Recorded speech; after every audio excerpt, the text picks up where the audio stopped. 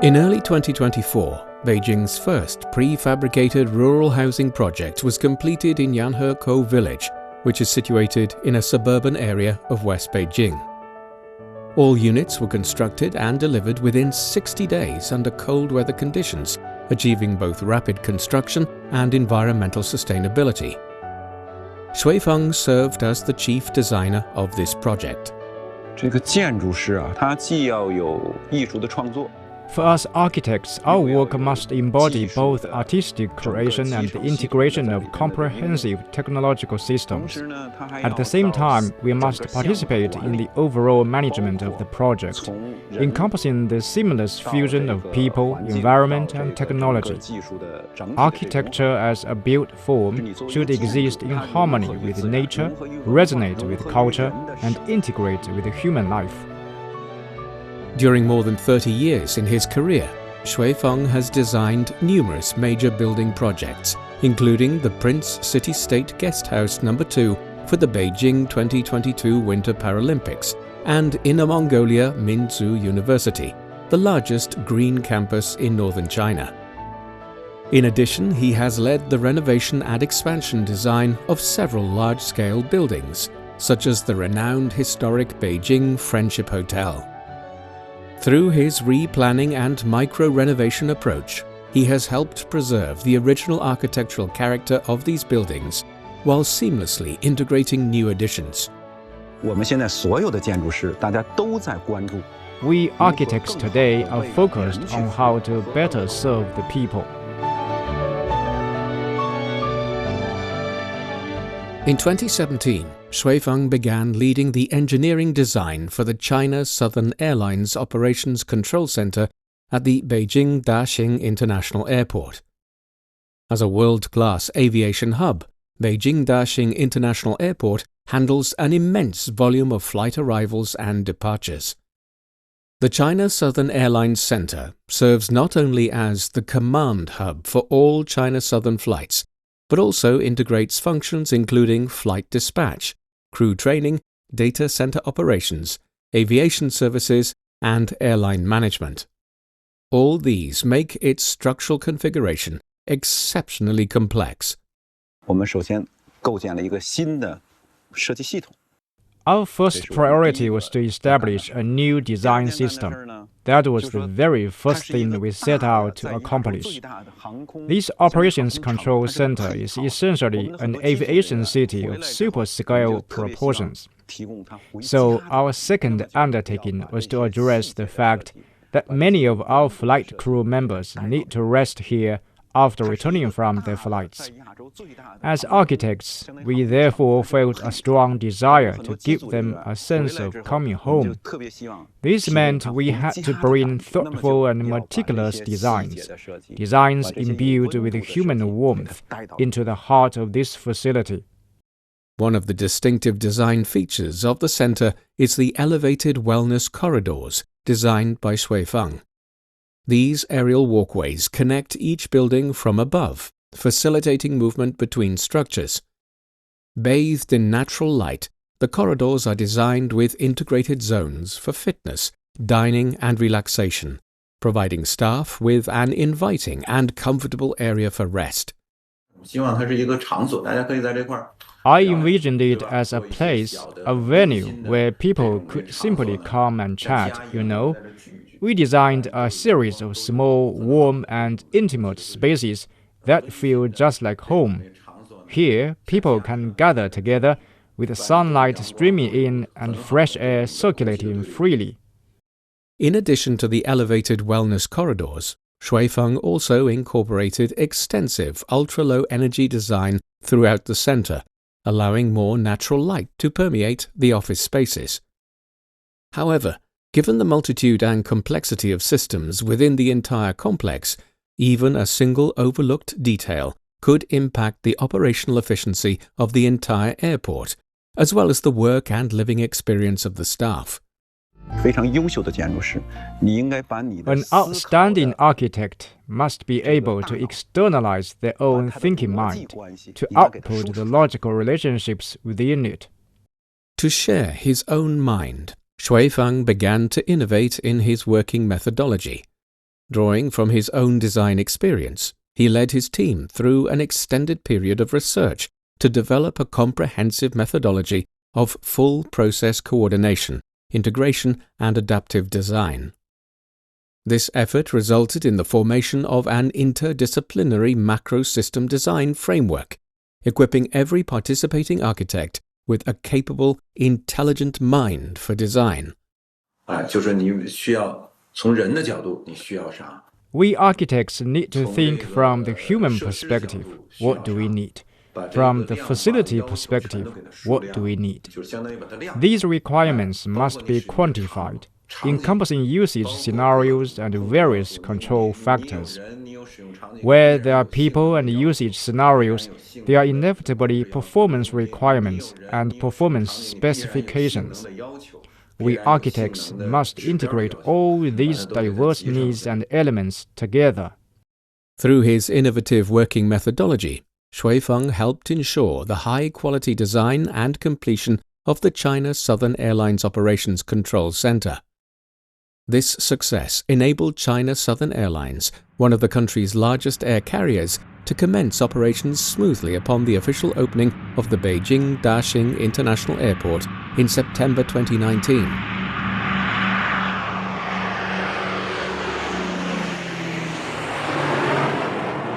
Beyond his decisive and resolute professional demeanor, Xue Feng also possesses a warm, empathetic, and meticulously attentive side.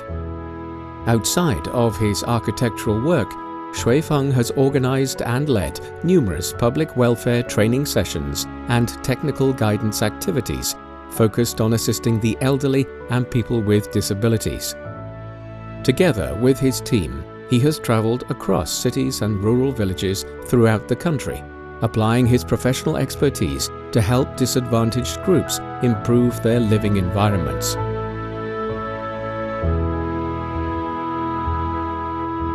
In 2019, the municipal government of Beijing launched the Microspace Renovation Initiative. As a participant in this initiative, Xue Feng applied the research findings he had accumulated over many years to the city's efforts to renovate older residential communities. 原来我们是做新建筑，你没有面对真实的使用者，你不知道未来。 In the past, we designed new buildings without meeting actual end users. You didn't know who would ultimately use the space. It was all based on anticipation. But when renovating older neighborhoods, we are facing real users. They have occupied these spaces for a long time and understand them, their functionality, their shortcomings, far better than we architects and designers ever could. They know this space more intimately. They are in a sense more like architects than we are. The issues they raise are far more concrete and pragmatic than anything we might conceive. That's why we must communicate with them to address and solve the problems they identify. Min An Community in the downtown area of Beijing was built in 2003. The community is home to over 2,000 residents. 4 in 10 are elderly. The community's internal public space is enclosed on the east, west, and south sides by residential buildings. Due to inadequate supporting facilities, the quality of life for the residents was severely impacted. As a result, this community became one of the focal points of the renovation initiative. 我们到跟居民调研的过程里边。 During our discussions with the residents, one request stood out as particularly meaningful to me. They said, "Could we have a place just to sit in the sun?" I found this to be a genuine and down-to-earth need. To create a pleasant recreational space where residents could gather and relax, Xue Feng applied a design philosophy that embraces all age groups. He transformed the rooftops of existing structures into accessible terraces where residents could rest and socialize. Around these terraced platforms, gently sloping ramps curve gracefully around existing trees, allowing elderly residents and those with limited mobility to access the second-level sunning platforms without encountering any barriers. This ramp utilizes the narrow gap between two buildings to create a wonderfully delightful space. Notice how we've brought it close to this tree. Why is that? In the summer, the foliage will cast cooling shade right here. The leaves will eventually grow over and around this area. Walking along this ramp becomes an experience rich with the simple pleasures of daily life. The second-level recreational platform is also equipped with a spiral slide for children to enjoy and steps for them to scramble over, providing a dedicated play area for kids. A long-time resident of the community, who preferred not to be named, expressed his satisfaction with the renovation project. Everyone is quite pleased with how things have turned out after the renovation. At the very least, the overall environment has been significantly improved. What's more, both the elderly and the children now have proper spaces for their activities. After its transformation, the Min'an community now provides recreational spaces, not only for its own residents. On sunny afternoons, people from neighboring communities also gather here, filling the air with laughter and cheerful conversation. As a result, the space has affectionately become known as the Courtyard of Laughter and Joy. Creating warm and beautiful living spaces for ordinary people. This is the principle that Xue Feng upholds and practices not only within the urban fabric of the city, but also extends to rural villages. In September 2023, the post-disaster reconstruction project for the poetic and picturesque countryside of Yanhekou village in the western suburb of Beijing was officially launched. Xue Feng took on the responsibility of designing new homes for the villagers. During the summer of that same year, this village, with a history spanning over 4 centuries, was struck by devastating torrential rains and flooding. Homesteads across the entire village were inundated by the floodwaters and submerged in thick silt. In the aftermath of the disaster, Xue Feng led his team to the front lines of reconstruction, overseeing the planning and design for the relocation and resettlement of the entire village to a new site. According to a government plan, villagers were scheduled to move into their new homes before the Spring Festival on February the 10th, 2024. This meant Xue Feng and his team had less than half a year to finish their job.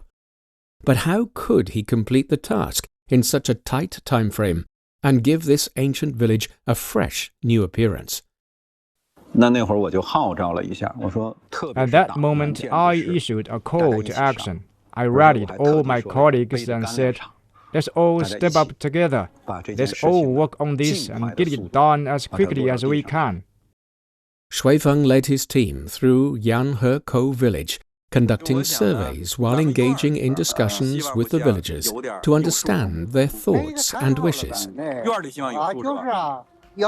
After thorough investigation and planning, Xue Feng decided to create a new village that sits on a site located between 60 and 280 meters to the southeast of the old village. The very first thing we committed to doing was preserving the trees. We made sure to keep nearly 30 walnut trees that could remain on the site. This is an act of respect for the villagers' memories, and it is an immense act of respect for nature. The newly planned Yanhekou village occupies a land area of nearly 5 hectares, with a total floor area of more than 14,000 square meters, equivalent to the size of 2 standard football fields. Upon completion, the new village will be able to accommodate 96 households. The site selected for the new village was originally a barren stretch of wasteland, covered with cobblestones, chaotic mud flats, and a tangled mess of scrub brush and wild thickets. In order to ensure that the villagers could move into new homes as quickly as possible, the entire village was constructed using prefabricated housing methods. Nowadays, our country has a wide variety of building systems available: steel structures, heavy steel, light steel, prefabricated components, including prefabricated box modules and prefabricated panel systems. We've got all sorts of options. In the end, it was the villagers themselves who made the choice. We architects simply presented them with various possibilities. Xue Feng organized multiple meetings with the villagers to gather their input and solicit their opinions. He also brought them to visit prefabrication component factories for on-site observations. In the end, the entire village unanimously chose the more efficient, safer, and more environmentally friendly construction method using precast concrete box modules. Prefabricated housing is a construction approach that China has been promoting and applying on a large scale in recent years. It involves prefabricating all wall structural elements and plumbing and electrical conduits in a factory setting. Then the components are transported to the construction site and assembled to be a house piece by piece, much like putting together building blocks. From the macro-level layout of the entire village down to the micro-level color matching of individual bricks and tiles, Xue Feng insisted on verifying and confirming every detail with the construction team. Braving the biting, icy winds, he would pay attention to each and every building process, meticulously refining every detail. For architecture to possess real character and soul, people must be able to feel that every single corner and every single surface has been thoughtfully designed and considered by us architects. You have to approach it like fine embroidery, weaving all points of human-centered service into the fabric of the building. In the light of the significant proportion of the elderly in the village, Xue Feng adopted a systematic approach to age-friendly design. He incorporated gently sloping ramps at all elevation changes throughout the site, ensuring that elderly villagers could navigate the entire village without encountering any barriers. The placement of switch panels and electric outlets also took the specific needs of older people into careful consideration. In a thoughtful gesture, the handrails were crafted from wood to prevent the discomfort of touching freezing cold metal surfaces during the harsh winter months. Throughout the entire construction process, every time Xue Feng visited the village, he would inspect every one of its 96 houses. Based on his observations, he would point out areas for further refinement and improvement. Once the village's master plan was finalized, Xue Feng turned his attention to yet another dimension of his work. In recent years, the majority of Yan Hekou's villages have migrated elsewhere for employment. Consequently, in designing their new homes, Xue Feng had to look beyond the immediate present and contemplate the village's long-term future development. To increase the village's income through tourism, Xue Feng incorporated a feature into the design of every single courtyard home. Each residence was designed with a separate room that has its own independent exterior entrance. This allows each household the option to convert this space into a guest room for a homestay, thereby creating opportunity for future tourism-related economic development. What I set out to create first and foremost was not just a village. I was designing a scenic destination. I carved out and reserved the necessary space for future commercial homestay operations. And more than that, I envisioned a scenario where the villagers living their daily lives here would naturally blend and interact with the guests coming from the city. And that, I think, is what creates the authentic, vibrant bustle and aroma of real rural life. Meanwhile, in one corner of the new village, he set aside a specific area and invited the villagers to gather and arrange salvaged artifacts and materials from their old village. The items are now on display, much like an exhibition in a museum. The architect says, through this, he has tried to help the community preserve tangible memories of their past. These bricks and roof tiles were all salvaged from the demolition of the old village. We encouraged the villagers to go back and pick up a few pieces from the remnants of their old former homes and bring them here to this spot. It gives them a place to keep and hold on to a piece of their own personal memories. On the eve of the Spring Festival in 2024, Yanhe Kou Village resounded with the joyful clamour of drums and gongs. The villagers, beaming with delight, received the keys to their new homes and began moving into the freshly completed two-story houses. Are you happy to have been assigned your new house? Happy. I'm overjoyed. Ever since I was a child, this place was nothing but hardship. Now, seeing it transformed like this, I truly feel content. I never would have dared to dream of something like this before. I think the most beautiful thing of all is the sight of their smiles and laughter. As architects, we find it incredibly moving. They smile because they can see the hope for their future lives shining through. To the world, this project might seem very, very small. But for me, the sense of fulfillment it has brought is immense, truly immense. In January 2024, all the resettlement homes in the reconstructed Yanhe Kou village were fully handed over, setting a construction record of delivering an entire village within just 60 days. After completing the design and construction of the houses, Xue Feng did not pause to rest. He led his team further, continuing to shape and design the village's surrounding environment and working tirelessly to pave the way for the village's next phase of development. So what did we do next? We employed digital simulation methods. We took information, each family's surname, what kind of homestay they plan to run, what goods they might sell, and used digital techniques to simulate and integrate all of this into intelligent modules. In today's technological parlance, we could call it a kind of metaverse. Through Xue Feng's design philosophy of integrating scenery and settlement, Yanhe Kou village is being revitalized with renewed vigor and promise. The villagers now possess not only a beautiful new home, but also a future where visitors to this place can experience the rustic romance of stargazing beneath the walnut trees. In January 2024, Xue Feng was conferred the title of National Outstanding Engineer, one of the highest accolades in China's field of engineering and technology.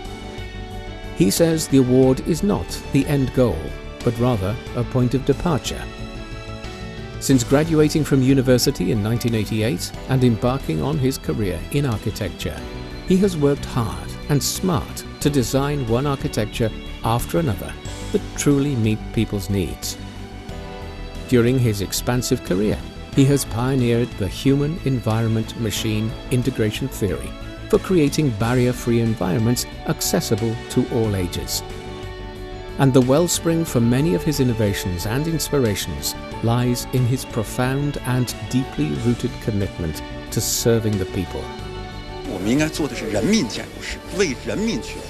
What we should strive to be are architects of the people, serving the people. This, I believe, is the very essence of our mission as engineers. I also hope that more and more architects will join together to shape our nation's entire built environment, creating ever more beautiful settings and backdrops for our daily life. Now, although Xue Feng is over 60 years of age, he maintains that designing and constructing buildings that truly satisfy ordinary people remains his lifelong pursuit. 未来的民生的提升 As for the future improvement of people's livelihoods and the enhancement of urban environmental quality, we stand fully prepared. We must pour our hearts and souls into designing every necessary scene and space. There must be an energy filled with passion, echoing with the laughter of children, and brimming with smiles everywhere you go. That, and only that, is what a beautiful China truly means. With that, we conclude this edition of Footprints. Thanks for listening. I'm Bob Jones. If you're interested in hearing more about the lives of ordinary but incredible people in China, follow us on your favorite podcast platforms. Just key in Footprints and you can find more stories anytime, anywhere. We'll see you next time. Bye for now.